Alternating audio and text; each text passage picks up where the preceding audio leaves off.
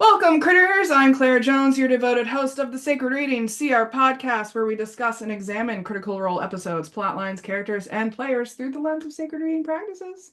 This particular episode is about Campaign 1, Episode 38, I believe, Part Yes. 2. And joining me today is Atlas. Hello. So, the icebreaker for today, it was a very random pick. I just saw it and I picked it. If you were a vegetable, what would you be and why? I would be a squash Okay. because they are my favorite vegetables, but also hard outside, soft and squishy center, and they're super sweet. Yeah, so it's a particular kind of squash. You're thinking like butternut or acorn. Well, I mean, winter squashes in general kind of fall into that Okay. category. Okay. Winter squash. Um, yeah. So I don't know. First thing that came to mind. I don't have any better reasoning than that. No, I immediately thought of yellow summer squashes, so I needed to clarify which kind of squash Mm, I'm talking about. that's fair. I don't know. It's winter. My mind went to the squash that's in my fridge. I So, get it. I get it. Have you ever had kombucha squash? Is that what yes. it's called? I think that's my favorite winter one. I like those. I think my favorite though is uh turban squash. I No, like turban squash. I don't think I've seen that one. Yeah, they're kind of funny shaped. They look like a like turban. Hmm, Um, makes sense. but yeah, it's not quite as sweet as some of the others, but it cooks up real nice. I I like don't know. I like squash. I like all kinds of winter squash. I eat a I like lot of squash. my mind for myself immediately went to green peppers. Oh, interesting. Okay. I like green peppers. They're the one of the more bitter ones. Yeah. Um, and I do think I am bitter about quite a few things. But they're also very versatile. You can put them in a lot of different things. You can eat them in a lot of different ways, which I think also speaks to me. Um, Yeah. you can dip them in a lot of things. You can cook them in a lot of things. I like to eat them as like the sandwich as like bread instead of actual Okay. bread, That's intriguing. which I know is like super healthy, but I just love the crunch of it because it's so much crunchier than bread. It's And crunchy without being painful on the roof of your mouth, too. exactly. I Yeah. like the texture of it. And it like, yeah, without like the crunchy bread is a problem sometimes. Yeah. I really like that's my favorite thing about peppers is the crunch. Mm-hmm. So they get added as a textural component a lot of times to my Mm-hmm. stuff. Mm-hmm. Mm-hmm. Yeah, yeah. I like, I don't hate on yellow and red peppers and orange peppers, but I don't know. I'm a green pepper fan. It's interesting how we all have our like favorite color of peppers. Like Mm-hmm. mine is very solidly yellow peppers. Do I Versus know why? No. that is pretty funny. And like the big yellows or the small yellows? Oh, big, obviously. Yeah. Yeah. Yeah. Yeah. I mean, there is the whole conversation about whether they classify as fruits or vegetables because they do have seeds inside of them. I mean, squashes are the same way. Fruits and vegetables are a weird botanical class. That's true. That's true. Well, please join us as we embark on this very vegetable exciting adventure. Exciting vegetable adventure. This is Veggie Tales. Welcome. In story analysis and self-reflection in order to deepen our understanding of ourselves and the world around us. As always, we love hearing your own insights and stories as well. So please comment, like, subscribe below. And ready? All right, let's dive in.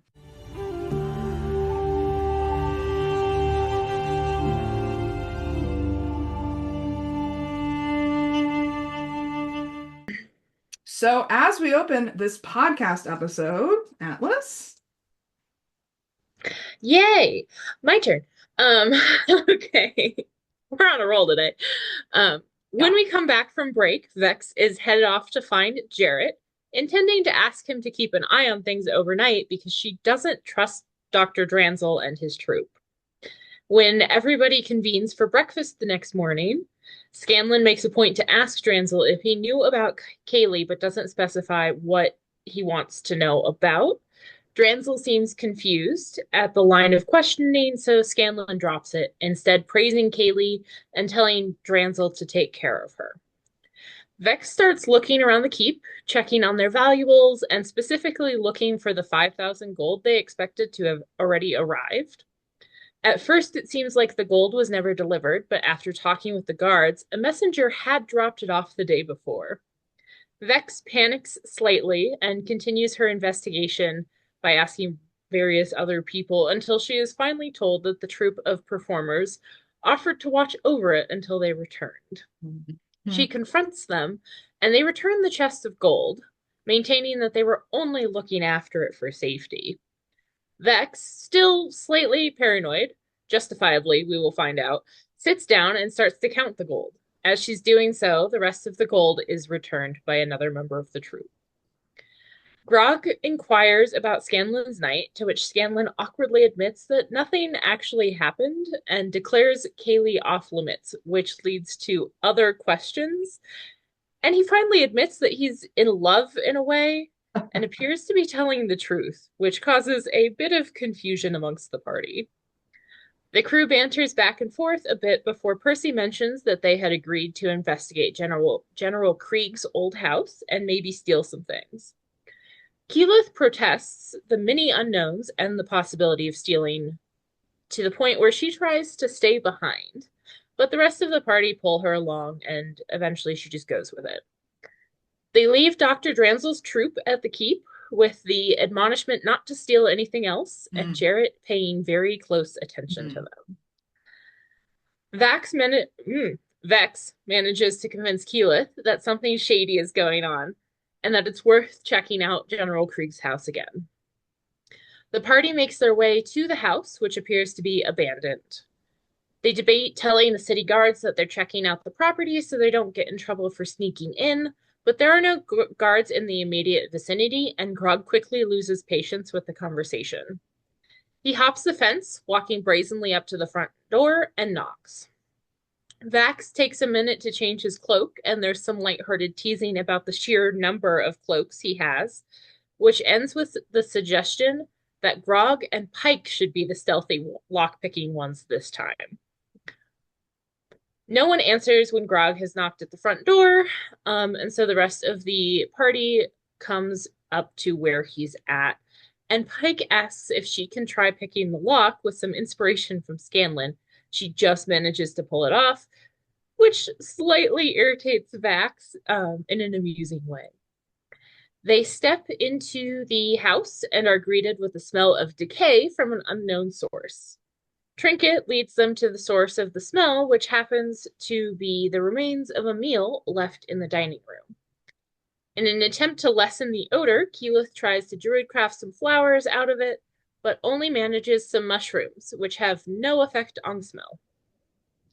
They decide to go through the rooms they are pretty sure are safe before they make their way to the basement, and Pike casts Spirit Guardians just in case, which seems like a great idea in an abandoned house. The party splits up to check on the different floors.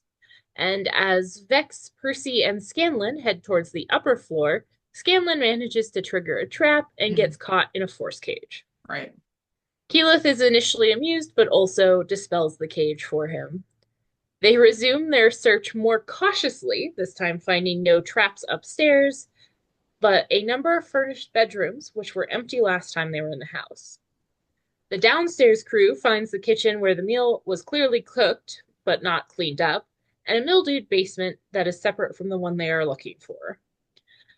No, nothing about the art in the house seems to be magical, and while Pike keeps an eye out for any connection to Vecna, there doesn't appear to be anything.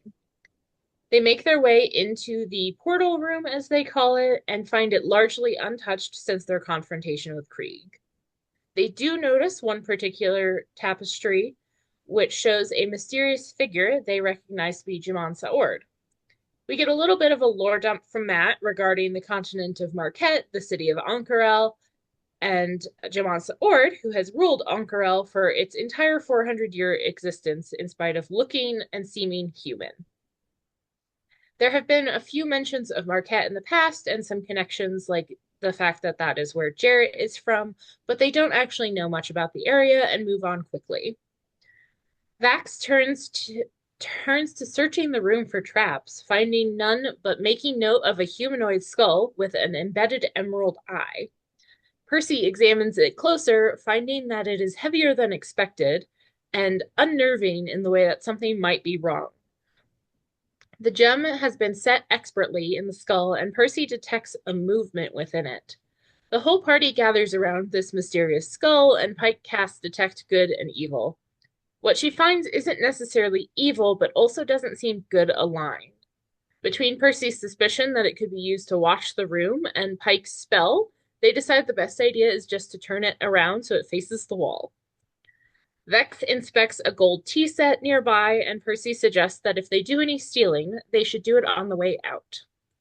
Rog knocks over some dominoes that happen to be in the room, and the crew decides to continue on their way before they knock anything else over. They've all made this truck before, so they have no trouble finding a safe path through the hallways that follow. Eventually, they all step onto the teleportation platform and appear in a mountain cave where they defeated Brimscythe previously. Most of the dragon's horde is now covered by rock and rubble from the collapsed tunnel, and while looking around, they determine that they are in the Cliffkeep Mountain. They also notice two tunnels that were not in the chamber previously and a small alcove. They find evidence of a large creature that rummaged through the rubble at some point, and Vex determines that it could very likely have been a dragon.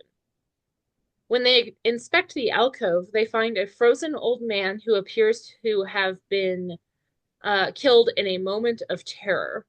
An educated guess leads them to believe this might be the latest owner of the house. When they inspect the northern tunnel, they find some gold from the previous hoard, and Keyleth starts melting some of the ice around the man's face with the hopes that Pike can try to cast Speak with Dead.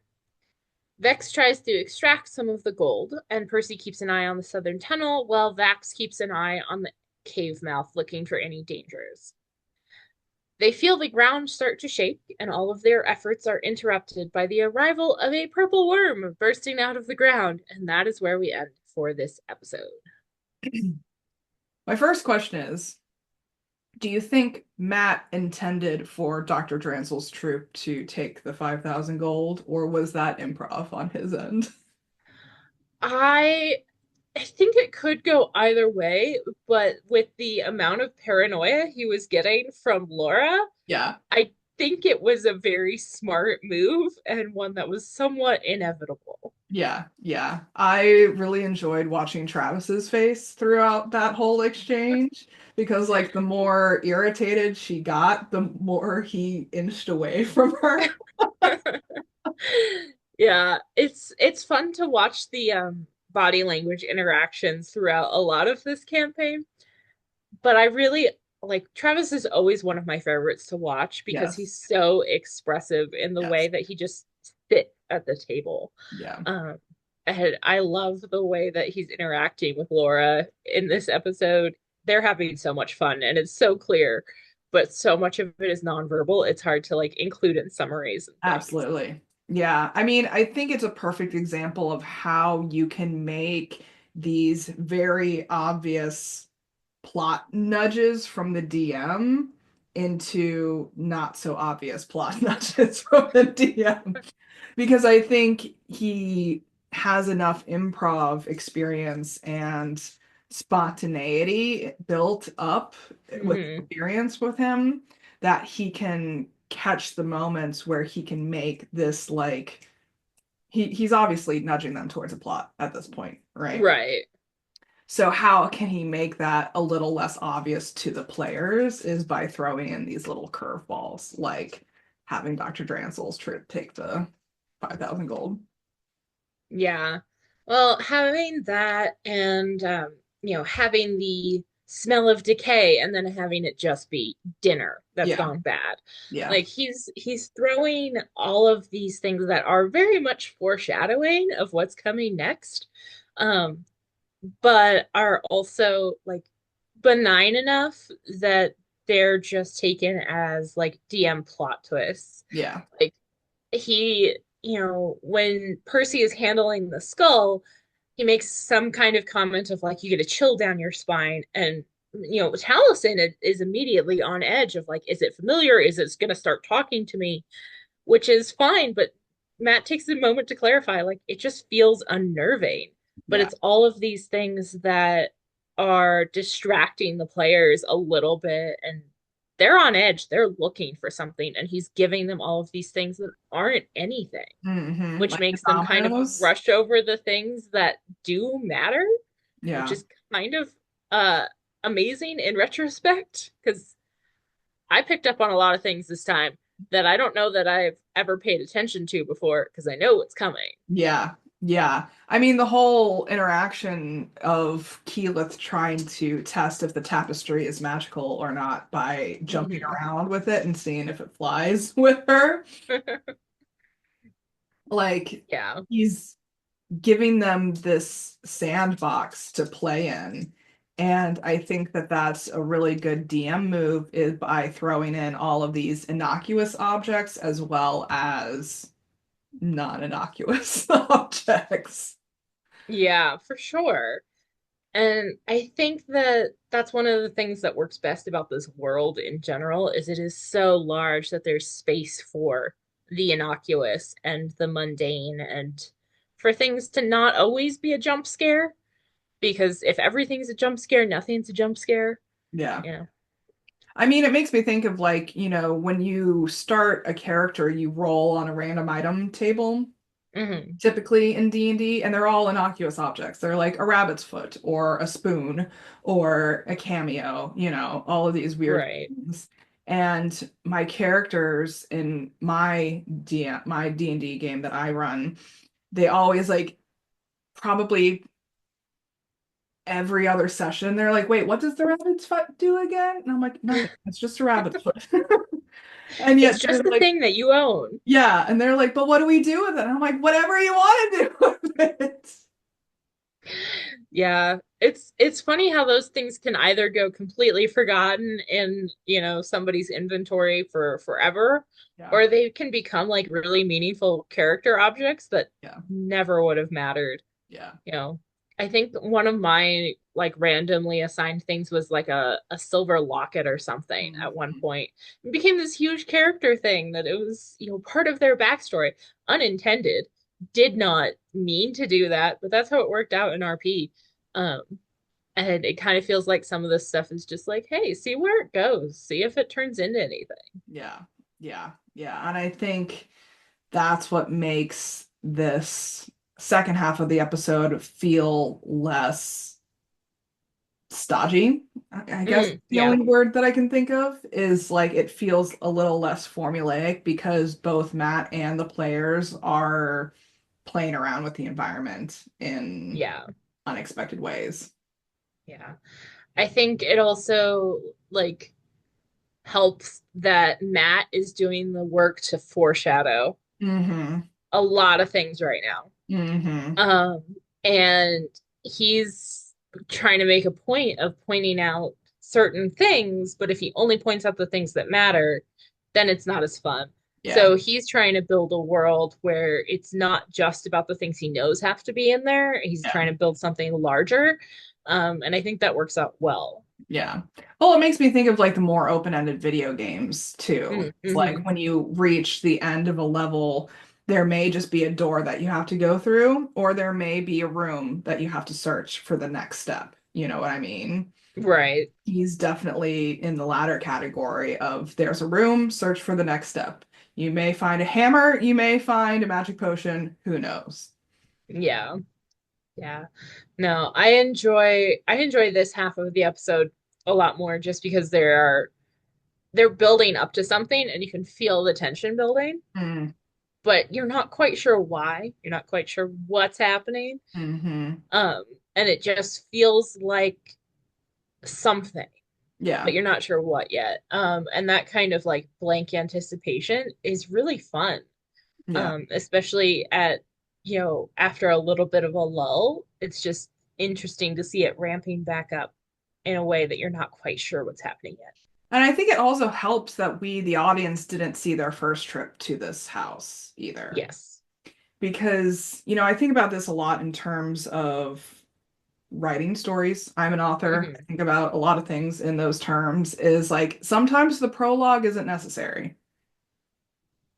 Right. Sometimes you can just throw your reader into the action and give like one sentence worth of backstory instead of, because this is a very big problem when it comes to like fantasy world building in particular, Yeah. that genre, is that like authors can spend two, three, four, five, 6 pages sometimes describing the backstory that's at that point in time unnecessary. You kind Yeah. of want to keep the reader's attention, keep their mind spinning by leaving gaps in the narrative so that they can be like, huh, I wonder what's there. And, they can start filling in the blanks themselves. I think it creates more of a trust between the reader and the author instead of the author just providing everything and putting it out on the table. It engages Yeah. the reader. I would agree. And like as a reader, I would much rather have to fill in some blanks Yeah. or have something fed to me a little bit at a time. Yeah. Like we see Jamansa Ord. This is Yes. not the last time we will see Jamansa Ord by a long shot. Um, Exactly. and just having that little bit of a, huh, this is an interesting figure, but we're not going to talk about him again for a while. Yeah. Like uh, we introducing them that way of just like, hey, eventually maybe that's way more interesting than a full-on textbook lore dump. Yeah. You know, we get a little bit more information because they rolled well. We learn a little bit about Marquette. We learn a little bit about Ankarel, but it's really just this, hey, this is interesting. Yeah. It might come up later. I don't Yeah. know, but here's a little bit to keep you enticed. Yeah, and I think that's also true with keeping the whole Haley thread unfinished as well. Like Hmm. we don't see her at all in the second half of the episode, and I think that that also increases the tension of like what is going to happen with Scanlan and his daughter moving forward. Yeah. Like we don't know. They could have had this whole like reconciliation conversation in the second half, and that's what could have provided the complete cycle for Hmm. the story with Scanlan and his daughter. But Matt complete like intentionally left it unfinished because that's something for the future to for the audience, for the players to chew on. Yeah, and Matt's also really good at extended consequences. Like he's Yes. not the kind of person who tries to resolve every thread before moving on to the next one. Yes. And that's part of what makes his story so good. It's also part of Absolutely. why Kaylee and Scanlan turns out so good is because we don't see that cycle happen in 24 hours. It's not neat and immediate forgiveness because that would just feel cheap. Yeah. This is drawn out and it feels more real, it feels more impactful. It feels like this is actually his daughter who is dealing with a lot of very complicated feelings. And the fact that she doesn't reappear is so much better than if she had been at breakfast with like, hey, I thought all night and I forgive you, Dad. Yeah. Like that would Yeah. just not That would play feel well. sitcom-y.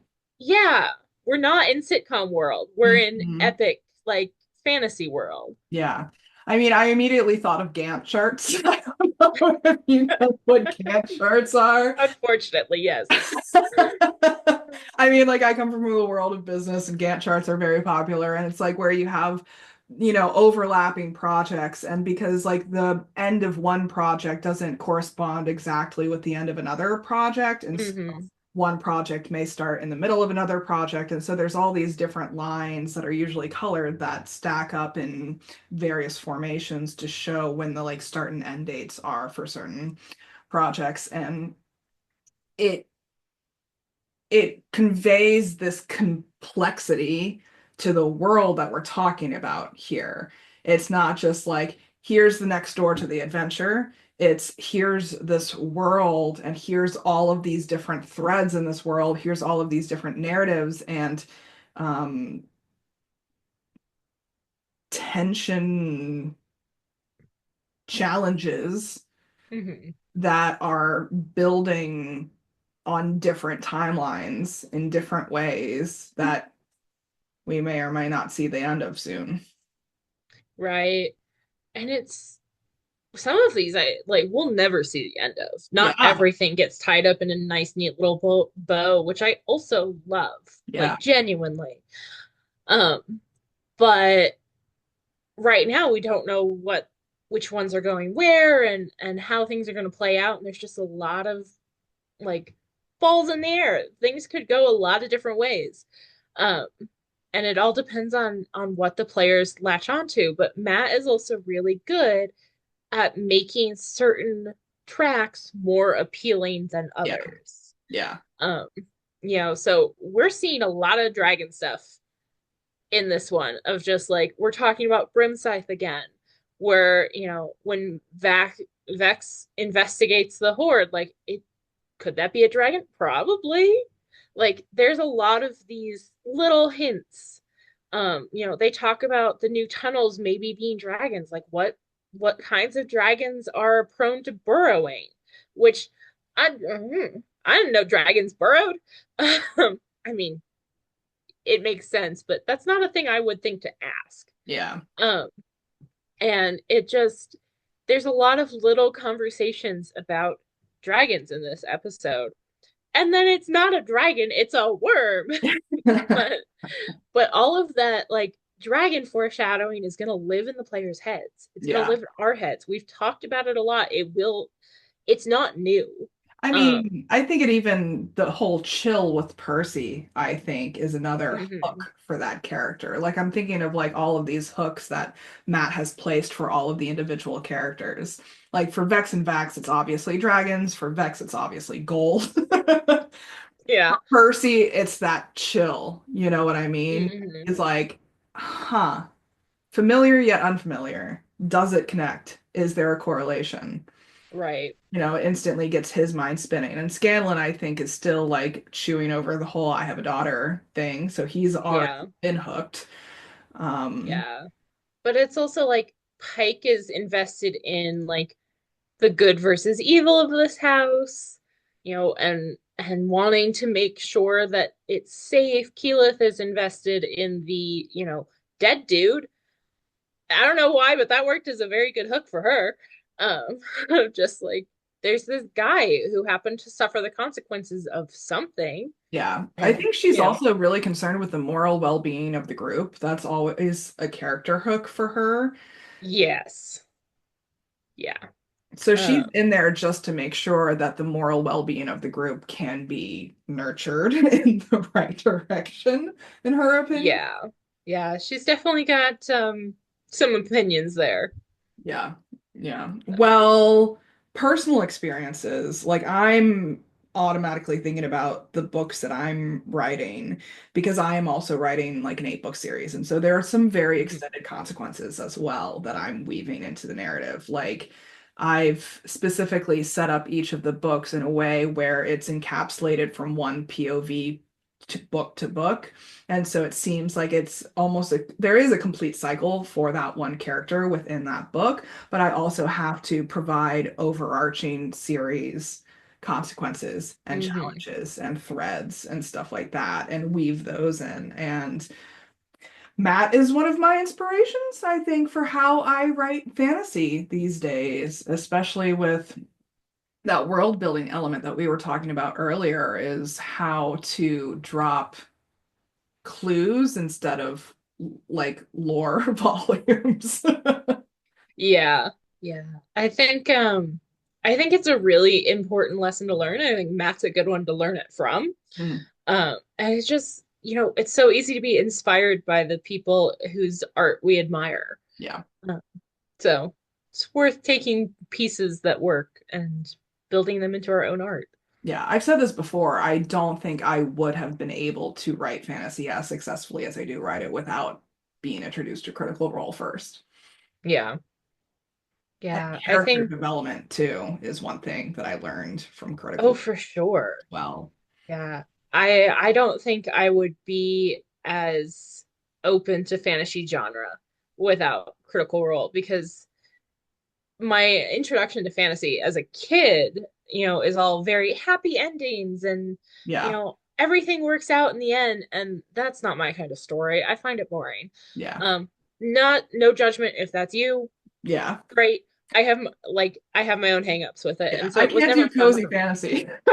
No, cozy fantasy does not work for me. I understand the appeal. I don't get it. Or yeah.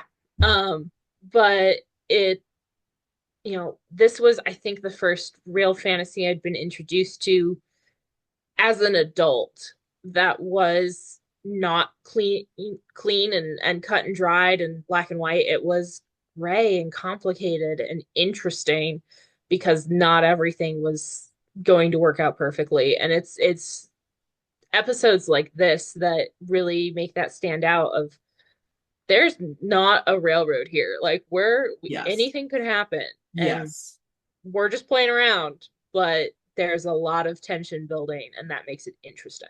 Yeah. Yeah. I like that phrase. It's not a railroad. I mean, that's exactly what Matt is trying to avoid in the second half here. He Hmm. has a direction he wants them to go in, but how they get there is not a defined track. Right. He's giving them options. He's making it feel like it's a choice, even when it's like this is a little railroady. Like there's very clearly a right answer. But he's not trying to do it in a way that makes it feel like it's their only option. Like it makes it feel like more of a choice, which I Yeah. appreciate. And it's also hella relatable. I mean, talking about this Gantt chart of challenges. It's Yeah. like, that's what life is. There is no like all cycles are complete within this time frame, and then you go on to the next set of cycles. It's like they're all overlapping and you have different things Hmm. happening at different times, and some of them Yeah. never get completed, unfortunately. Yeah. Just the way things work, I guess. Yeah. I don't know. I guess for me, I was thinking a lot about just like how we make choices in Mhm. general, and I tend to list out consequences. I will make pro and con lists with like long-term foreseen consequences. Um and so I've talked a little bit about just switch jobs, just moved. It's been a lot. But for like a month beforehand, I was making lists and lists and lists of everything that could play into it, how to make this decision. It was very complicated. I made it way more complicated than it needed to be. Uh, but we have those ways of making decisions that Yeah. are, trying to pay attention to what's going to come into it. And sometimes it just is way easier to jump in and see what happens. And, they kind of do that in this episode of like, yeah, we could kind of evaluate General Krieg's house, or we could just go see what's happening. Yeah, I think Keel is definitely in your camp of Oh, making for sure. Yeah. over planning. Yeah. She's It like, drives let's me do some crazy when other people do pre-planning, it. guys, and they're like, for what? Yeah, yeah. I see both sides because it drives me crazy when other people do it. So I understand where the party's coming from, but I also understand where Keyleth is coming from. Yeah. Yeah, I mean that's definitely been one of my personal growth curves in the last few years is how to do less strict planning and open the future more for spontaneous events, more so Hmm. than pre-planned expectations. Yeah, easier said than done, but yes. Yeah. Yeah. I mean, I love my color-coded spreadsheets and my color-coded calendar, let me tell you, but it can get too restrictive at a certain point in time, and I've definitely enjoyed the process of becoming more creative and flexible with it too, and Yeah. seeing what happens. And it has forced me to become a lot more agile on a day-to-day, hour-to-hour, minute-to-minute sometimes basis. Hmm. And Yeah, it's definitely a good skill to build up. yeah. And it does take a lot of spoons, like we talked about last time. Hmm. Oh, for sure. Well, what are we going to do about it? Uh, easier said than done, Hmm. but relax a little bit and just see what happens. What a concept. I'm so bad at it. I get it. I get it. I have always been such a heavy planner, and it's only in the last like 2 years that I've started to break myself of the habit. Like people ask me, because I'm in the world of business, and so like vision boards are really popular in the world of business. Fascinating. All right. And like picking a word for the year is really popular in the world of business.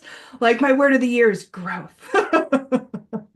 Okay. And I always just like, I've gotten, because I used to be disappointed by my own vision boards because I had such specific expectations when you put it down on paper like that. Is like, this is Yeah. the house that I want. This is the car that I want. This is the dog that I want. You know what I mean? Um, and I think leaving it more open-ended has definitely encouraged a more childlike joy in the unexpected instead of taking the unexpected as like rude interruptions. Now I'm like, well, look at that thing that just popped up. Yeah. Yeah. No, I'm guilty of being the kind of person who plans 6 months out. Oh Like yeah. just that's I'm already planning, a vacation for August. Yeah. I'm we're not even out of January yet, but I'm Yeah. my brain is in August and September and October. Um, and so trying to slow down and, take a long weekend now and do something that I didn't plan 6 months ago. Mhm. Just see what happens. Have Chill you out a little seen bit. that video that's going around lately about like what is Elmo's 5 year plan? And Elmo's Yes. like, 5 year plan? What do you mean? I don't even know what I'm going to be doing in the next 5 hours. Yeah. Yeah, Somewhere in between is probably good. yeah, yeah, yeah. I feel that. I feel that. I mean, I think maybe my task is to maybe give myself more innocuous objects in my life. Okay. Not everything needs a meaning. Fair. Not everything needs a plan. Yeah. Not everything needs to be connected to something larger. You know what I mean? Is like hmm how to just connect it or not connect, have it be just a thing that I enjoy exploring. Yeah. I think, I mean, I've kind of been doing that with my reading lately. Is like, I've been heavy in a Dramini AO3 podfic this week. And as much as I hate JK Rowling and hate all of the things that have been happening with that fandom lately, I've been letting myself enjoy the podfic outside of those contexts Yeah. with Yeah. I mean, we talked about this a little bit before we started recording, but there's a lot of really good just fandom interactions outside of like the core works there. hmm Um, and it's important to let those things breathe and enjoy them for what they are. And yeah. yeah, it's tough because I have very strong feelings about the author and the base work, but Yeah. it was my first fandom, so there's still a little bit of it that is very important to me. Yeah. Yeah. So is there a way for us to enjoy things for the sake of enjoying them more so than connecting them to like that's what I hate about a lot of like the visions that come around from business people is like every single moment of your day and every activity you do in your day has to be connected to your overall idea of success. hmm And it's like, like every book they read has to be productive. Every meal they cook has to be productive. Every, thing that falls from their mouth has to be productive. And I'm like, can we just enjoy something for the sake of enjoying it? Because Yeah. that's I all. genuinely like think of that as a skill of being able to just enjoy things. Yeah. And it's not one that everybody has or understands the need for. Yeah. Yeah. Yeah. Yeah. Don't take yourself so seriously. Chill out. Me- Lesson of today's podcast. Chill out. Easier said than done, also, at the end of the day. As I Oh, for look at sure. my overloaded Saturday calendar that I have for today. Yeah. But, you know, that's how it is. So, as my dog begs for her lunch right here, how do you want to wrap it up? Oh, have fun, guys. Chill out. Have fun. Be nice to each other. Yeah, yeah, yeah. You could take it a bit literally with how much snow you have over there. Yeah, I'm not leaving my house. I should, but I've been watching them plow and it's not going well. So we're just not. Yeah, I'm not leaving my house. yeah, yeah. I feel it. I feel it. Well, this is powerful stuff that we're talking about. Per usual, an audience, we definitely encourage you to share your own thoughts and feelings and insights as well. We'd love to know how Critical Role has impacted you in your own lives. Maybe Critical Role is the thing that you just enjoy for the sake of enjoying, you know? Maybe it's something else. Let us know. Special thanks to Atlas for joining me. It's been a pleasure. Always happy to be here. So next time we'll be discussing Campaign 1, Episode 39, Part 1, and joining me will be Petal for that. I'm super excited for that. If you're interested in coming on, please hit me up. I'd love to chat with you. In the meantime, please comment, like, subscribe below. Follow us on Tumblr at Sacred Reading CR. And in the meantime, may all beings be peaceful, may all beings be free, and be the chaotic good you wish to see in the world. Take care, guys. Bye.